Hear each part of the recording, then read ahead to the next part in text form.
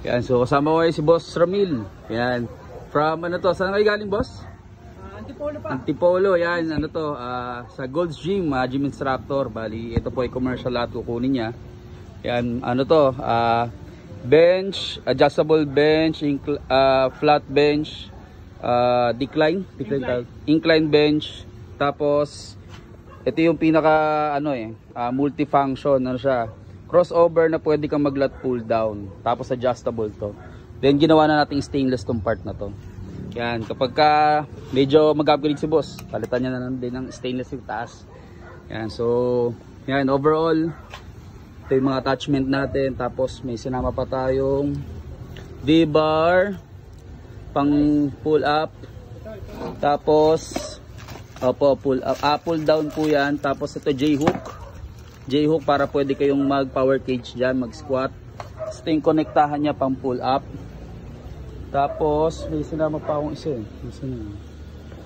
yung kanyang ito pang rowing. Yan, sinama na natin yan. Pang footrest, tapakan, stopper.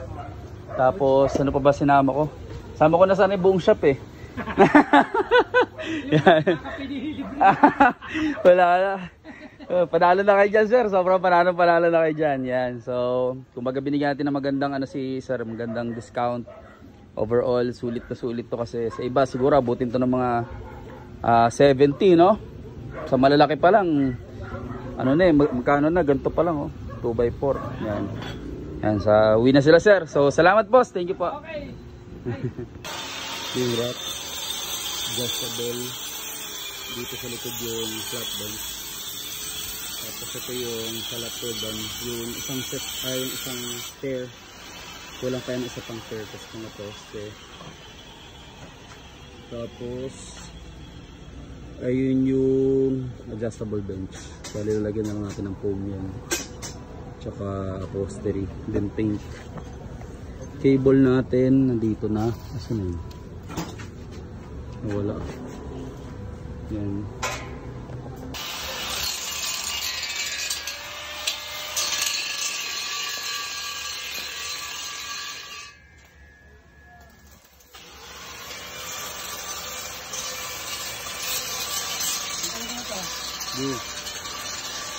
Kukulit ko naman ito yung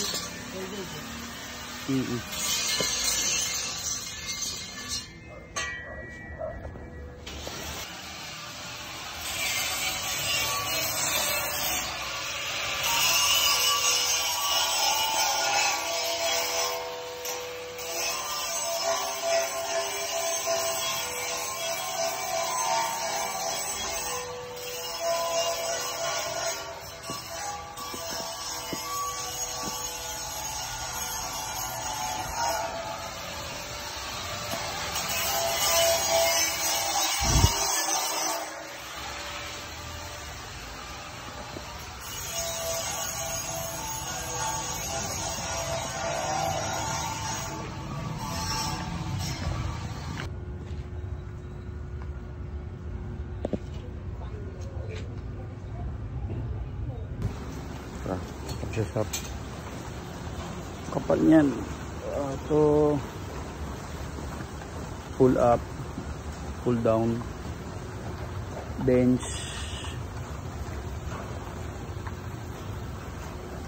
Ito yung ating crossover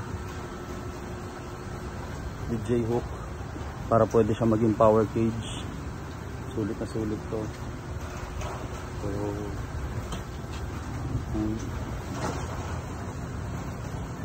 tapos may kasama yan ito, flat incline.